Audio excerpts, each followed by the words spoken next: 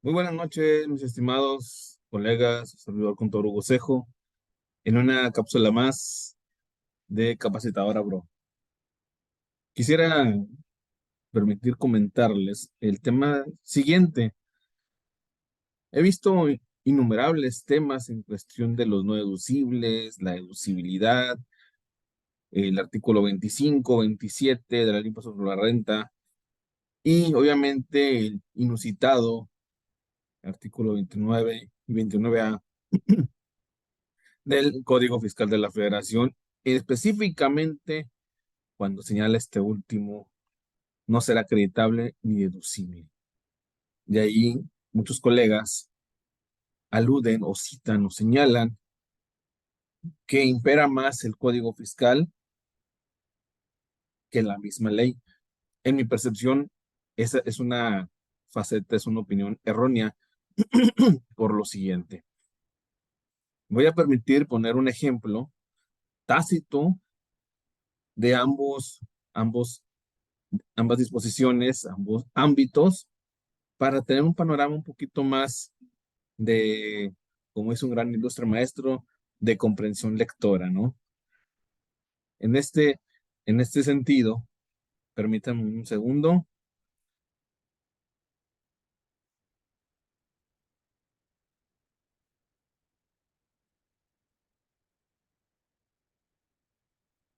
Aquí vemos lo que es el artículo primero del IVA y prácticamente es un numeral que todos conocemos desde hace muchísimos años. Prácticamente vienen cuatro fracciones ahí y donde señala que están obligadas al pago del IVA, ¿sí? Establecido en esta ley, el IVA, las personas físicas y las morales. Es decir, sin distinción alguna, hasta este momento, que realicen los actos o actividades. Y señala enajenación de bienes, prestación de servicios independientes, otorguen el uso o goce temporal de bienes, importe de bienes o servicios, ¿no? Aquí específicamente el ejemplo que quiero poner en la mesa es la fracción segunda. Presten servicios independientes. Aquí, en primer lugar, hay que acudir al Código Civil Federal porque hay un apartado, ¿sí? En ese sentido, de este concepto. Y ahí conciliarlo en el ámbito fiscal, ¿sí? Entre otras fuentes también de donde podemos obtener esta definición o a qué se refiere, aparte numeral 14, por ahí también del IVA, ¿sí? Incluso hay jurisprudencias y tesis que de la Corte, etcétera. En este contexto, prácticamente aquí, cuando hay una prestación de un servicio independiente, lo primero, como consultores fiscales, pues tiene que haber un, un, un acto jurídico, ¿sí? En primer punto, estamos hablando de actos o actividades que todo el mundo conoce en la ley del IVA. Segundo punto, en esta fracción segunda, prestan servicios independientes. Aquí prácticamente me señala el artículo 14 del IVA. Pero antes de eso, cuando una persona física le va a dar un servicio a una moral y ambas partes realizan un acto jurídico, ¿sí? Donde se crea una obligación, se transforma, etcétera, etcétera.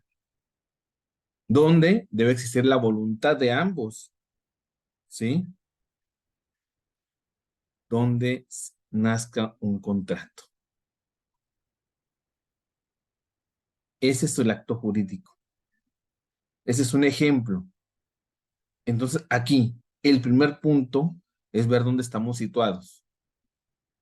Vuelvo a reiterar, el primer punto es ese acto jurídico. ¿Y en dónde está? Lo estamos viendo enfrente de nosotros. Donde se materialice ese contrato entre ambas partes. ¿Sí? Ese es primer lugar. Ahora, vamos a ver la segunda parte. ¿Sí? Ahora, vamos a ver qué nos señala el artículo 29 y 29A. Prácticamente el primer párrafo del 29, ¿sí? Algo que también ya sabemos todos. Y aquí señala cuando las leyes fiscales establezcan la obligación de expedir comprobantes fiscales. Aquí, leyes fiscales, es decir, estamos hablando de la ley del IVA, ¿sí? La obligación de expedir comprobantes fiscales por los actos o actividades. Punto. El acto jurídico es primero.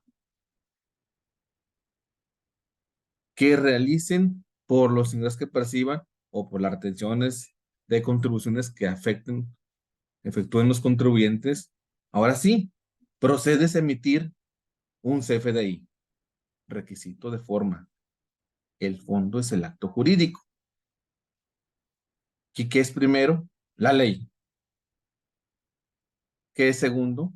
Bueno, partiendo de que ya lo establece el mismo 29 del primer párrafo, el acto de actividad, ahora sí procedes, reitero, a emitir un CFDI. Tercer punto, vámonos específicamente dentro del mismo Código Fiscal a la multicitadísima, es el 29A, debe ser en las últimas fracciones,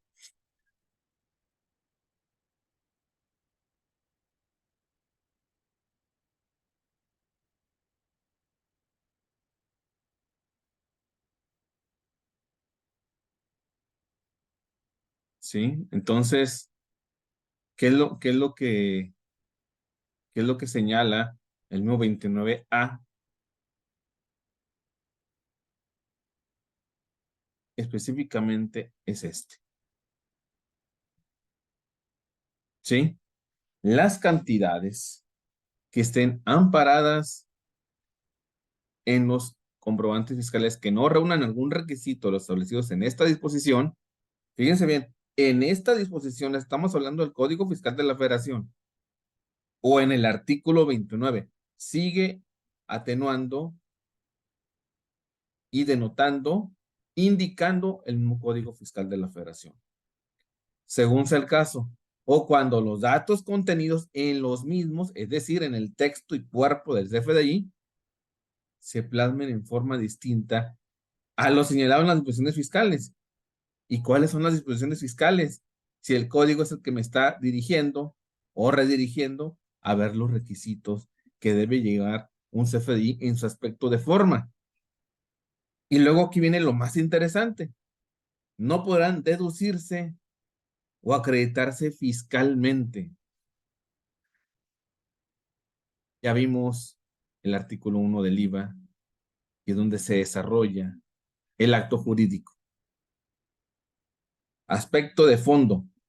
Y luego cambiamos al 29, primer párrafo del Código Fiscal de la Federación, en su aspecto de forma y textualmente, después de haber realizado el acto o actividad, procedes a emitir el CFDI en requisito de forma.